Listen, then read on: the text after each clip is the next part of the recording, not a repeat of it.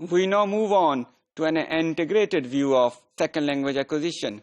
We all know that second language acquisition is a process which is explained by various approaches, and we do not have a uniform approach to explain it.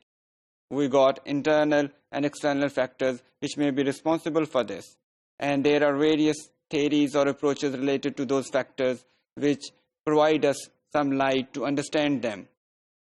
Unfortunately, none of these theories is complete enough to provide a total picture.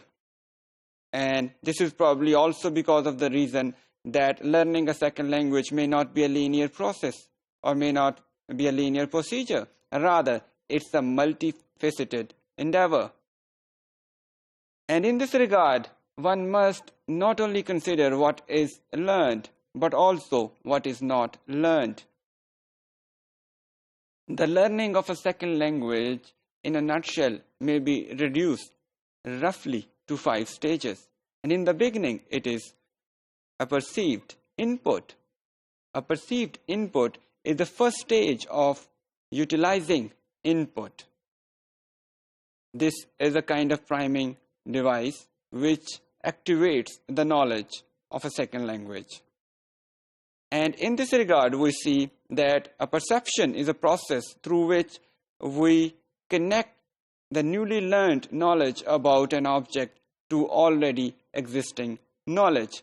And in the domain of second language learning, we could see that a linguistic code or item learned now may be related to the knowledge of that language existing in a learner's mind already. So this process in this way may be seen as a cognitive process. The next one is comprehended input. There is a slight difference between comprehended and comprehensible input, which is proposed by Krashen. Krashen's comprehensible input is dependent on the provider, one who says it. But this comprehended input is related to learner. We could see that Krashen's concept of input is dichotomous in nature, because according to that theory, an input may be comprehensible or may not be comprehensible. But comprehended input is one which is internalized to some extent, internalized by a learner. And there could be different levels of a comprehended input. The next one is intake. In this stage, we could see that we have a process of assimilating linguistic material which has been received through various inputs. It's also a cognitive or mental process which helps the learner to simulate the knowledge which he has already taken. And it's different from a perception and comprehension, as the latter two do not necessarily lead to grammar formation in a learner's mind, but intake do contribute to grammar formation in a learner's mind. The next stage we could see is integration. After the intake has been done, we could see there are 2 possible outcomes. It could be the development of a grammar in a learner's mind, second language grammar, and its storage in learner's mind. Integration is not necessarily a one-time process or one-time affair. Rather, it happens time and again. It includes analysis of linguistic knowledge and then reanalysis of those linguistic knowledge. So integration may take time during the process of learning a second language.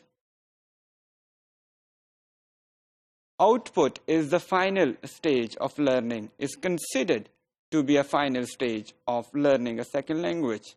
And this includes a feedback loop which should be available to learner, and this may be seen as a way in which a learner may correct himself by producing certain linguistic items he has learned. And sometimes it is also equated with the learner's grammar. But at the same time, few researchers might not equate it with the learner's grammar. And for this reason, they bring into talk the individual differences, because various individuals might perform differently after getting similar feedbacks.